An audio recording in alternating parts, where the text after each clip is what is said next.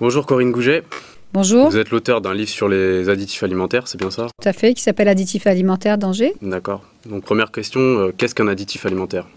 Un additif alimentaire est classé dans plusieurs familles. Il y a plus de 400 additifs dans l'alimentation industrielle.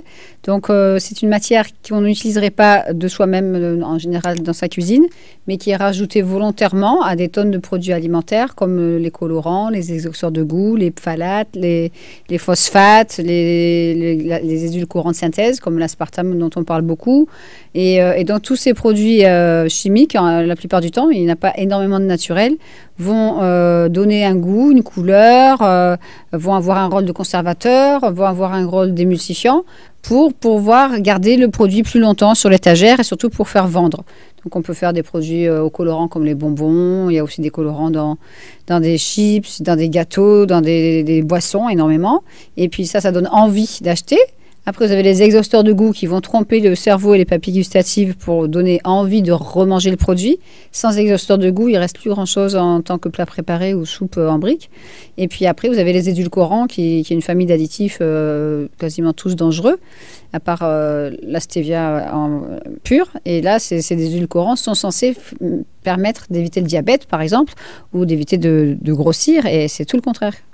Et donc là, il y a plusieurs familles d'additifs et il est vraiment recommandé de bien lire les étiquettes avant de consommer tel ou tel produit, que ce soit un médicament ou un aliment. Seulement voilà, les deux additifs les plus dangereux sont l'aspartame ou E951 ou le glutamate monosodique et E621 entre autres parce qu'il est caché sous d'autres noms. Et ces deux-là font baisser la vue. Donc on ne peut plus lire les étiquettes. D'accord. Quels sont les produits de consommation à éviter? La plus dangereuse, ça sera l'aspartame et le glutamate monosodique. Mais par exemple, les produits de consommation, je ne sais pas, les chewing-gums. Alors, l'aspartame en France, c'est d'abord l'industrie des chewing-gums qui est plus importante. Il y a aussi des petits bonbons sous différentes marques sans sucre qui sont assez dangereux, mais on imagine que c'est aux plantes ou que c'est bon pour la laine parce qu'on a fumé ou parce que... etc., etc. Après, on a les boissons qui contiennent énormément d'aspartame. Donc, il y a les sodas les plus connus. Après, il y a des boissons qui sont soi-disant aux agrumes ou au citron. Et là, il n'y a plus marqué light. Donc, il faut bien faire attention. Il y a marqué édulcorant, entre parenthèses, E950. Ça, c'est pour l'acésulfame K, qui est un édulcorant de synthèse qui peut éventuellement provoquer à la longue des cancers et des leucémies. Et l'aspartame. Souvent, les deux sont utilisés en même temps dans des boissons et des chewing-gums pour cacher le mauvais goût de l'aspartame. Donc là, on devient indépendant. Vous avez aussi des yaourts, mais la bonne nouvelle, c'est qu'on a une marque française de yaourts qui est en train de retirer l'aspartame de ces yaourts, de différentes marques. Vous avez des limonades pas chères et des boissons à premier prix. Donc, il n'y a plus marqué light, forcément. Des fois, c'est marque le premier prix. Et là, il y a marqué soda aux édulcorants. Mais le souci, comme je disais tout à l'heure, on arrive à un point où on se retrouve avec des sodas aux édulcorants ou des limonades aux édulcorants qui sont moins chers qu'une bouteille d'eau. Et comme les gens, l'eau, ça n'a pas de goût, ils vont acheter ces choses-là en disant que c'est aux édulcorants, c'est bon pour ma ligne. Et là, c'est l'obésité morbide avec ces boissons. Donc, quelles sont les conséquences sur le corps humain? Pour l'aspartame ou pour le glutamate? En général. Alors, les deux sont des excitotoxines. Une excitotoxine, c'est un terme qui a été créé par le professeur John Olney il y a plus de 45 ans. Et donc, John Olney a décrété que ces excitotoxines sont des molécules qu'on absorbe. Donc, il y a aussi les métaux lourds, les pesticides et d'autres produits qui détraquent le cerveau. Mais là, ces deux additifs-là, le glutamate monosodique, on le savait déjà grâce au professeur Olney dans les années 60, 59, que ça provoquait des lésions cérébrales chez l'animal. Parce qu'en fait, ils ont fait une étude sur le fait que le glutamate monosodique, dans les années 55, faisait baisser la vue. Et en faisant cette étude, ils ont réalisé que ça provoquait aussi des lésions dans le cerveau. Et donc, cet additif a 102 ans, il existe depuis 1909. Et tous les 10 ans, selon le neurologue, le docteur Russell Blaylock aux États-Unis, ils ont non seulement modifié le nom du glutamate monosodique, c'est pas que glutamate de sodium ou monosodique, c'est 30 à 40 noms différents qui sont aussi dans mon livre. Et dans les produits bio, on a mis les mots extrait de levure. Donc là, c'est très grave, parce que les gens se disent « je mange bio, il n'y a pas de glutamate », et il y en a quand même. Donc l'extrait de levure dans les produits bio, ça sera souvent dans des cubes de bouillon, ça sera souvent dans des chips aussi, et faut être vigilant là-dessus, parce que les gens qui sont intolérants au glutamate risquent de faire un œdème de Quint 10 minutes après ingestion, Et ils ne se rendent pas compte qu'il y a du glutamate parce qu'ils c'est trompeur. Et donc, ils mangent des boîtes de pâtés végétaux, il y en a plein à l'extrait de levure. Ils finissent la boîte sous l'addiction. Et la dame, j'ai vu une dame qui, au bout de 10 minutes, avait des réactions cutanées autour de la bouche, un début de gonflement du visage, de la gorge, début de migraine, vertige, nausée. Et en fait, elle réagissait au glutamate auquel elle était allergique, sans savoir. Au bout de plusieurs années, est-ce qu'il y a des gens qui peuvent décéder de ça? Complètement. Ça peut être quelques heures, voire plusieurs années. Ça dépend des gens. Donc, il y a des gens qui vont vous dire, comme on le voit très bien dans le film Faux sucre, vrai scandale, où le professeur Blaylock dit, il y a des gens qui disent qu'ils n'ont rien, donc ils consomment des tonnes de produits à l'aspartame ou au glutamate, mais le jour où ils vont avoir quelque chose, ça peut être un AVC, un arrêt cardiaque fulgurant, une tumeur au cerveau, Alzheimer, Parkinson. Bon, quand on a Alzheimer et Parkinson, selon toujours le docteur Blaylock, c'est qu'on a 90% des neurones qui ont été détruits. Donc c'est un peu tard pour faire marche arrière. Maintenant, pour les maladies aussi graves, je ne vois pas de moyen d'aller en arrière ou de récupérer la santé. Mais j'ai eu beaucoup de cas où les gens vont mieux. Si vous allez sur mon site dans santéendanger.net, dans l'actualité, il y a aussi témoignages. J'ai plusieurs témoignages de personnes qui vont mieux. Donc je me suis demandé depuis pas mal de temps si c'était possible que le corps refasse des neurones. Parce qu'on a l'histoire extraordinaire de la jeune femme que vous allez voir dans Faux sucre, vrai scandale, qui s'appelle Corey Brackett, et qui, elle, à l'époque, en 2002, avait 34 kilos en trop. Elle était en fauteuil roulant avec une sclérose en plaques et elle avait près de 14 taches dans le cerveau. Et depuis qu'elle s'est fait désintoxiquer, etc., bon, ça a pris 2-3 ans, elle est guérie de sa sclérose en plaques. Donc, il y a bien quelque chose qui se passe. La dame que j'ai aidée aussi, qui s'appelle Danielle, et que j'ai aidée à quitter son fauteuil roulant en 1 an et demi, mais elle mangeait des bonbons Ricola toute la journée pendant 15 ans. Aujourd'hui, elle danse le rock et le tango argentin. Elle a 63 ans. C'est que du bonheur. Donc, c'est qu'il y a bien quelque chose qui se passe pour que la motricité revienne. Et donc, j'ai été très récemment invitée en Italie par un professeur en psychiatrie qui s'appelle Paolo Cioni et avec un avocat qui s'appelle Marco. Ils ont fait un livre sur les neuroesclaves aux éditions Macro Éditions. Et ils expliquent comment on manipule les gens. Et donc, on a fait une conférence à 4 avec une psychologue pour enfants, l'avocat, le psychiatre et moi. Et moi, j'ai été chargée d'expliquer aux gens comment l'agroalimentaire manipule les gens par de la publicité. On a parlé tout à l'heure de sans colorant, sans conservateur, sans exhausteur de goût, alors qu'il y en a quand même des fois dedans, en exhausteur de goût. Et le fait que c'est bon pour la ligne ou toutes ces phrases qu'ils utilisent pour attirer le client. Et en fait, le client s'intoxique sans savoir. Et pourquoi les autorités n'interdisent pas cela? Les autorités sanitaires, c'est très simple. On sait très bien, on a vu dans plusieurs films comme Notre Reposant quotidien et même il y a une petite vidéo qui s'appelle Tout savoir sur l'EFSA en 3 minutes sur YouTube. Il est conflit d'intérêt. C'est énorme, c'est énorme. Donc ces gens ne sont pas indépendants, ils se basent sur des études payées par les lobbies, et les lobbies ne vont pas dire ce que je vends, c'est dangereux. Donc ils s'arrangent pour faire des rapports truqués. Qui se cache derrière tout ça? Les lobbies, c'est quelles entreprises? C'est qui exactement? Vous voulez des noms? Ouais. Oula. Vous avez différentes lobbies. Le plus gros, c'est d'abord, vous avez le fabricant d'aspartame, c'est Ajinomoto. Et si vous allez sur YouTube, il y a une petite vidéo qui s'appelle Enfant, tu bats essai sur pattes, donc c'est Sue Dungate qui est en Australie, qui fait lire les étiquettes aux enfants depuis 21 ans, et elle n'ose pas parler d'aspartame. Parce qu'elle a peur de ce lobby, de ce Ajinomoto. Et Ajinomoto fabrique malheureusement de l'aspartame en France aussi. Ils ont une usine depuis 20 ans où ils font des tonnes d'aspartame par an. Et ils ont 2 voire 3 usines de glutamate monosodique en France. Et ils font aussi des acides aminés pour l'élevage industriel. Vous tapez Ajinomoto sur Internet, vous verrez leur site, ils en ont plein. Et ils ont des bureaux un peu partout. Et s'il n'y avait pas ces 2 additifs alimentaires, on aurait beaucoup moins de maladies. On ne va pas tout éliminer, mais il n'y aurait déjà quasiment pas d'obésité, il y aurait moins de diabète, il y aurait moins de Parkinson, il y aurait moins d'Alzheimer, il y aurait moins de schizophrénie, il y aurait moins de dépression, il y aurait beaucoup moins de suicides. Et tout est bien expliqué et documenté dans ce livre, donc il n'est malheureusement pas encore en français. Il s'appelle « Pendant que la science dort, un édulcorant tue ». Et donc c'est le professeur Woodrow Monte qui a fait des études pendant 30 ans sur le méthanol et qui explique d'où vient la sclérose en plaques. Et pour l'aspartame, il explique que depuis que 35 ans maintenant, malheureusement, qu'il y a cet édulcorant d'abord dans les produits secs et après dans les boissons aux États-Unis en 1983, il explique qu'il y a de plus en plus de suicides chez les jeunes, de plus en plus de troubles de la personnalité, de plus en plus de malformations congénitales, de déformations des fœtus à la naissance, s'ils survivent la grossesse. Et donc tout ça est très bien documenté. Il parle de la maladie d'Alzheimer, il parle énormément de la maladie de la sclérose en plaques, des maladies qui existaient beaucoup moins il y a 40 ans. Et donc, tout est documenté. Et pas dans le livre, mais sur le site du professeur Monte, il y a les références scientifiques, il y en a 740. Donc là, il est inattaquable. Et ce livre, il est sorti début 2012 aux États-Unis. Et il faut vraiment qu'il sorte en français parce qu'il est quand même assez grand public avec des dessins pour bien expliquer les dangers du méthanol. Et c'est la source du méthanol la plus dangereuse, c'est dans l'aspartame.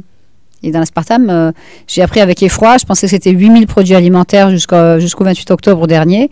Et j'ai appris qu'en fait, c'est 14 000 produits alimentaires. Donc, c'est énorme, c'est gigantesque. Alors, aux États-Unis, l'auteur de ce livre, qui s'appelle Dr. H.G. Roberts, qui ne fait plus d'interviews, il a 92 ans, et qui a été quand même filmé par Marie-Monique Robin aux États-Unis, et c'est pas dans le film, et ça c'est très regrettable, mais lui, Dr. Roberts, qu'on voit dans le film Faux sucre, vrai scandale, parle de génocide aux États-Unis.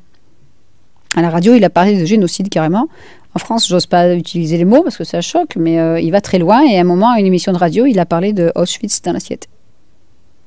C'est très lourd, hein. Mais bon, lui, c'est l'expert le plus connu au monde par rapport à ça, puisque lui, il n'a pas donné d'aspartame à des rats. Il a vu des gens venir le voir à l'hôpital en Floride pendant 20 ans, qui prenaient un ou des produits à l'aspartame et qui étaient tous malades. Donc, il a analysé tout ça pendant 20 ans et il a fait ce livre qui est sorti en 2001, 2002, et qui fait 1020 pages. Donc, moi, ce livre, je l'ai beaucoup utilisé, comme vous voyez, et j'ai vu plein des milliers de gens malades avec les mêmes symptômes. Donc, il n'y a pas de fumée sans feu. Je veux dire, on peut bien sûr avoir des migraines parce que on a trop travaillé, on s'est concentré, ou c'est un peu héréditaire des fois. On peut avoir des problèmes de vue ou perdre ses cheveux parce que c'est héréditaire. On peut être fatigué parce qu'on a fait un peu trop de sport ou on est stressé. Mais si on prend un ou des produits à l'aspartame, même si c'est une petite dose tous les jours, et qu'on a les cheveux qui tombent, la vue qui baisse, les sauts d'humeur, les trous de mémoire, les crampes, les tremblements des jambes, là, il faut se poser des questions. Moi, je vous garantis, le questionnaire qui est dans ce livre, je l'ai rempli avec plus de 160 personnes. Au minimum, c'est 3-4 effets secondaires, c'est très rare, mais en général, c'est 35. Et les adolescents, c'est entre 15 et 20 effets secondaires de la liste. Des exemples d'effets secondaires? Ah oui, complètement. En général, si c'est une addiction au chewing-gum, c'est perdre des cheveux sur le dessus de la tête progressivement, au milieu. Donc ça tombe là. Dans les jeunes filles ou les adolescentes qui mâchent énormément de chewing-gum, ils adorent ça. Mais en fait, elles mettent des barrettes, des foulards ou des choses comme ça. Les garçons, ils mettent du gel. Puis quand il n'y a plus beaucoup de cheveux, ils rasent parce que c'est à la mode. De toute façon, je suis un garçon, mais j'ai vu des filles avec des perruques à 17 ans. Hein. Après, c'est des addictions, c'est des troubles du comportement, des troubles de mémoire. J'estime qu'à peu près 9 mâcheurs de chewing-gum sur 10 ont des lunettes, parce que le méthanol attaque le nerf optique. Il y a des réactions cutanées, énormément. Sur le front d'abord, après le visage, il peut y avoir des boutons, des cloques, des psoriasis sur les ongles. Moi, je vois des gens qui mâchent des chewing-gums depuis qu'ils sont tout petits, ils ont 38 ans. C'est affolant. Et donc, on le voit sur le corps depuis combien de temps la personne en prend, quand on est habitué, quoi. Ça rend les gens, je suis désolée, c'est pas péjoratif non plus, et c'est pas leur faute, j'insiste, ça les rend complètement zombies, quoi. Quand c'est une addiction aux boissons, ils deviennent obèses, l'air complètement paranoïaques, ils ont des regards de gens terrorisés parce qu'ils sont déjà dans l'angoisse, dans la paranoïa, ça fait des crises de déjà-vu, ça fait des obsessions sexuelles, ça fait des tocs, moi je connais des gens qui prenaient énormément de chewing-gum et de sucrètes, et ils ont une vie remplie d'obsessions et de tocs, et ces gens-là, ils peuvent pas inviter les gens chez eux parce que ça pourrait faire de la poussière, ou ça faut pas s'asseoir sur les coussins parce qu'ils sont en forme de cœur. Enfin, ils ont plus de vie et ils sont souvent en invalidité. Je connais une dame, elle est en invalidité depuis 10 ans, mais elle prenait des quantités monstrueuses. Et beaucoup de gens sont en invalidité après un AVC, par exemple. Mais là, c'est plus la vie, quoi. Donc, il faut agir avant. C'est-à-dire qu'il faut faire de la prévention. Et des campagnes de prévention en France, il n'y en a pas. Il n'y en a pas. Il n'y a que vous. Il n'y a que moi. J'ai une armée de lecteurs qui, au niveau international maintenant, qui commencent à faire passer le message. Au niveau de Mission Possible Internationale, association américaine depuis 20 ans, où je suis bénévole depuis 7 ans, là, on est des milliers. Même Betty Martini disait des millions, mais elle n'a pas plus la liste. Du coup, tout le monde la contacte et puis ils deviennent bénévoles dans le pays où ils sont. Et moi, j'ai beaucoup souffert à cause de ces additifs dans ma famille qui a été détruite pour toujours. Et c'est pour ça que je n'ai pas envie que des enfants vivent ce que mes filles ont vécu, ou que des couples soient détruits. Une des deux personnes prend ces produits et meurt, quoi. J'en ai vu trop, et encore cette année, et j'aimerais que ça s'arrête, quoi. J'aimerais qu'on arrête c'est pas normal de voir des enfants j'ai vu des enfants de 5 et 7 ans dans une rue. Un jour, la mère était sûrement sous boisson parce qu'elle était en surpoids et elle mâchait des chewing-gums et elle voulait retourner dans un magasin. Et la petite fille disait, mais non, maman, on a déjà été tout à l'heure. Et la mère avait oublié qu'ils étaient allés dans ce magasin. L'enfant, il comprend pas. Il a 5 ans, 7 ans, il voit sa mère qui perd la tête. Moi, j'ai vu un petit garçon de 6 ans me demander, dans une école maternelle, ça rend méchant les chewing-gums sans sucre? C'était en 2007. J'ai dit, oui, ça rend méchant, mon chéri. Je ne vais pas expliquer à un enfant de 6 ans pourquoi. Mais voilà, ça rend méchant, ça fait grossir, ça empêche d'écouter à l'école, ça empêche de dormir. Les enfants, ils comprennent, même à 6 ans. Et bien, le petit garçon, il dit, ah, c'est peut-être pour ça que mon papa... Puis la suite, on ne veut pas la savoir. Donc ça provoque, ça attaque la partie frontale du cerveau aussi, et ça provoque ces crises de rage la personne, elle ne peut pas s'en empêcher. Si vous allez sur mon site et vous lisez le témoignage d'Odile, c'est une maman qui était devenue agressive envers son mari et ses enfants. Elle était à 18 cuillères à soupe de canderelle par jour. Sur 9 ans, c'est phénoménal. Et en 6 mois, c'était une autre personne. Et je voulais savoir, beaucoup mieux. Quels sont les pays qui font le plus attention à leur nourriture? Quels sont les pays qui font le plus attention à leur nourriture? Alors, c'est sûrement pas les États-Unis. Ça sera peut-être l'Asie, mais bon, il y a encore du glutamate là-bas. Il y a certains pays asiatiques. En Inde, je sais qu'ils n'ont même pas de soja. Je ne sais pas s'il y a beaucoup de bouillon là-bas. Je crois que l'Inde, dans certaines parties de l'Inde, font assez attention. Parce que je sais qu'ils ne sont pas pour le soja non plus. Le soja, c'est le prochain scandale alimentaire. Il y a soja invisible, caché sous la lécithine de soja et compagnie, qui sert d'émulsifiant, souvent transgénique. Il y a le soja qu'on retrouve malheureusement dans les produits laitiers et la viande, si les animaux ont été nourris au soja transgénique. Et après, il y a toute cette panoplie, c'est vraiment une panoplie d'aliments au soja bio, dont les gens raffolent parce que ça remplace, soi-disant, on leur a fait croire que ça remplaçait le lait ou la viande. Et donc, moi, j'ai vu des gens de 2 ans à 75 ans qui étaient accros à ces produits et ils en mangent trop. Donc ça agit... c'est très intéressant au niveau scientifique. Moi, ce qui me plaît, si vous voulez, c'est lire les expertises scientifiques. Donc sur le soja, c'est des centaines et des centaines. Lire un livre là-dessus de 500 pages ou 450 et puis me dire, bon, qu'est-ce que je fais? Soit je dis rien, mais je ne peux pas. Ou alors faire des conférences là-dessus et rencontrer les gens. Parce qu'un animal à qui vous donnez un peu de soja ou que de l'aspartame ou un colorant pour voir ce que ça fait, comme je disais tout à l'heure, l'animal, il ne peut pas parler déjà, il ne peut pas dire j'ai mal là, puis c'est un animal. Nous, on est des êtres humains, on ne réagit pas pareil.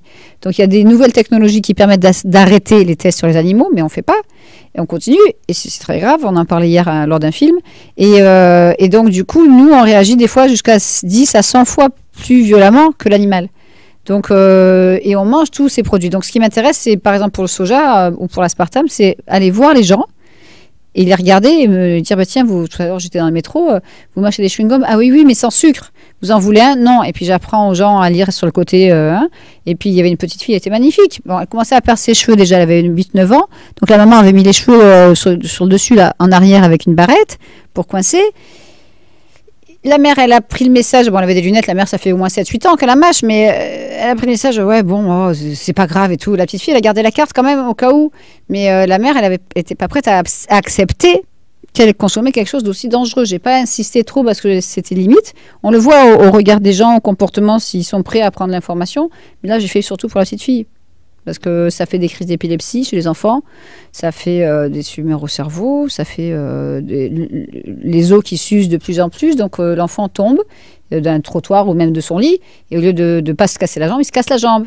Et j'en ai vu beaucoup. Et après, il continue à mâcher le chewing-gum. Ça ne peut pas cicatriser parce que l'aspartame enlève le calcium des os. Et la petite fille, j'en ai vu une de 6 ans qui avait une entorse depuis 6 mois. Elle avait encore les cannes, les lunettes, les cheveux abîmés, les chewing-gums dans la bouche. Et le docteur, il n'est pas au courant. Donc, l'enfant continue sa consommation quotidienne de ce produit et il ne peut pas cicatriser. Il y en a plein. Vous allez dans les collèges, il y en a des bras et des jambes cassés, mais il n'y a pas que ça. Il y a les acides aussi dans tous ces sodas.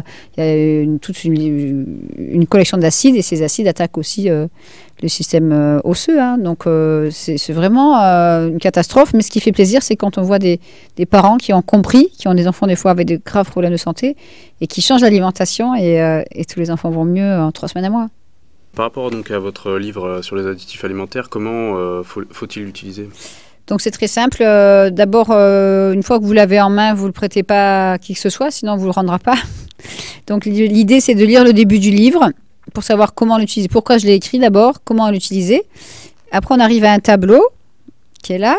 Et ce tableau, en fait, il est composé de colonnes. On part du E100, c'est la famille des colorants, jusqu'au E1520. Et donc, quand vous voyez un additif classé rouge, c'est qu'il est dangereux. C'est pas parce que vous en avez mangé plusieurs fois que vous allez mourir, mais bon, c'est petit à petit, petit à petit. Après, le orange, c'est là où j'ai trouvé 40% ou 50% des études qui disaient que c'était dangereux et d'autres qui disaient que c'était pas dangereux. Pour les femmes enceintes et les enfants, on déconseille les additifs classés rouge et orange. Vous voyez qu'il n'y a pas beaucoup de vert. Pour les additifs verts, ils ne sont pas dangereux en tant que tels de nos jours. Ça ne veut pas dire que dans 2 ans, ils ne diront pas finalement il est dangereux. Donc faire attention. Mais l'idée, c'est de limiter vraiment sa consommation d'additifs alimentaires. Dès qu'on voit marqué, comme vous voyez sur la couverture, aspartame ou glutamate monosodique avec les codes qui suivent, donc E951 pour l'aspartame, E621 pour le glutamate. Dès qu'on voit marquer ces additifs-là, il vaut mieux poser le paquet ou le mettre à la poubelle. Mais la mentalité des Français, en général, c'est je vais le finir, après je n'achèterai plus. Et non, je suis désolée, si vous finissez vos 300 sucrètes et que vous faites un AVC, c'est sûr que vous n'achèterez plus. Mais vaut mieux jeter à la poubelle. Votre vie vaut mieux que leur profit. N'oubliez pas ça. Donc après, on saute le tableau. À la fin du tableau, on a un index avec les noms, parce que des fois, ils jouent sur votre ignorance, hein, c'est pas votre faute. Et donc, ils vont mettre le nom et pas le code. Donc là, vous avez tous les noms et tous les codes en couleur directement. Si vous avez le temps, vous allez dans le tableau. Et si vous n'avez pas le temps, vous décidez si vous achetez le produit ou pas. Mais je répète encore, les plus dangereux, c'est vraiment les exhausteurs de goût, les colorants et l'aspartame. Et ça, une fois mélangé entre eux, ça peut devenir jusqu'à 7 fois plus dangereux. Donc, par exemple, le E104, qui est un colorant jaune mélangé à de l'aspartame, c'est bien expliqué à la fin du chapitre aspartame, qui est à la fin du livre, ça devient 7 fois plus toxique. Donc, il y a des chewing-gums qui ont ces deux et des boissons aussi. Donc, après, le E133, qui est un colorant bleu turquoise dont on a parlé au spectacle, mélangé avec du glutamate, devient 4 fois plus dangereux que séparément. Et ça, c'était prouvé à Liverpool, en Angleterre. Donc, après, on va lire la partie aspartame, la partie glutamate, jusqu'à la conclusion. Et puis, après, on utilise le guide. Les gens, en général, l'achètent. Ils rentrent chez eux, ils vident tous les placards. Et ils commencent à trier. Et après, sinon, en allant chez des amis ou en faisant vos courses, vous pouvez commencer là. Tu manges ça, toi, tu savais ce qu'il y a dedans. L'idée, c'est de lancer le débat, d'ouvrir, proposer l'information aux gens pour les informer. C'est le bouche à oreille. Le bouche à oreille est notre meilleure arme. C'est non violent, c'est pacifiste, et c'est de l'information auquel vous avez droit. Vous avez droit à cette information. C'est vous qui achetez. C'est comme si vous votiez pour ces sociétés. Vous achetez ces produits-là, vous avez le droit de savoir ce qu'il y a dedans. Après, libre à vous d'en manger. Moi, les adolescents, je leur dis, faites-vous des masques de beauté au Nutella si vous voulez, ou buvez des litres et des litres de Coca Light, ou prenez des bains là-dedans si vous voulez. Mais maintenant, vous savez la vérité. Après, c'est au risque et péril. Moi, j'ai vu un jeune de 23 ans qui était accro au Coca-Cola Zéro pendant 2 ans. Il n'y avait pas d'obèse dans la famille. Il était arrivé à 6 canettes par jour. À la fin, il faisait 123 kilos. Et le père me disait « Ah, mais c'est sans sucre !» Donc là, j'ai dit « Il faut qu'il arrête, sinon c'est le cœur qui va lâcher. » Donc, les 20-25 ans, ils ont vraiment souffert de ces produits-là parce que c'est par désinformation. Donc après, tout est possible. S'il n'y a pas eu d'opération lourde au niveau des hanches, la thyroïde, des yeux, du cerveau, etc., on peut faire marche arrière si on a la volonté.